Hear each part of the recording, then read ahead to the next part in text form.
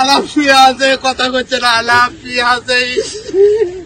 আমি সকালবেলা ঘুম থেকে উঠে দাঁত ব্রাশ করে বিছে নামতেছি, বিছা নামে দেখতেছি একটা লোক পড়ে আছে।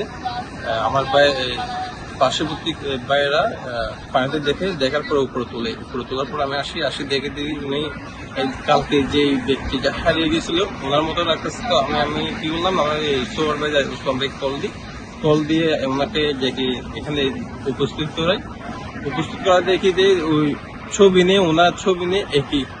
তো পরবর্তী দেখা গেছে দেখি যে কালকে চলে গেছিল ওই ছেলেটি। আমি ওর দেখি লাশ পানির মাঝে আর হয়তো ভাই আসছিল, ভাইয়ের হয়তো ভাই কাল লাগল তখন তুলি ফেলে পানি তো পারা বেশি আইব, আইলে চিনিলে মানে মানুষের খবর, আত্মীয় স্বজনের খবর পাঠাইব, আত্মীয় স্বজন আইব এবং লাশ চলে যাবে।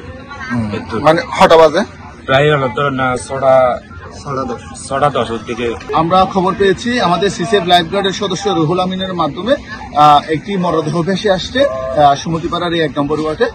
আমি তখন বুড়ে আমি গিয়া থেকে শৈবালপুর নিয়ে নেমেছিলাম, মন মানছিল না আসলে কোথায় যেতে পারে সেই ধারণা থেকে।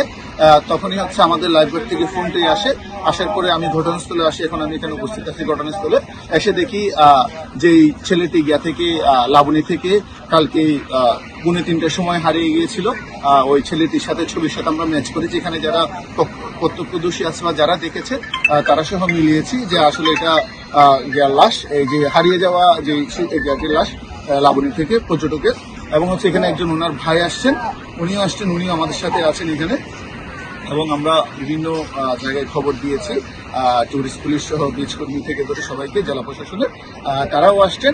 আমরা নিশ্চিত হতে পেরেছি যাকে আমরা কালকে থেকে দিন থেকে সারা রাত খুঁজেছি, সেই মরদেহটি এখন আমার পিছনে পড়ে আছে।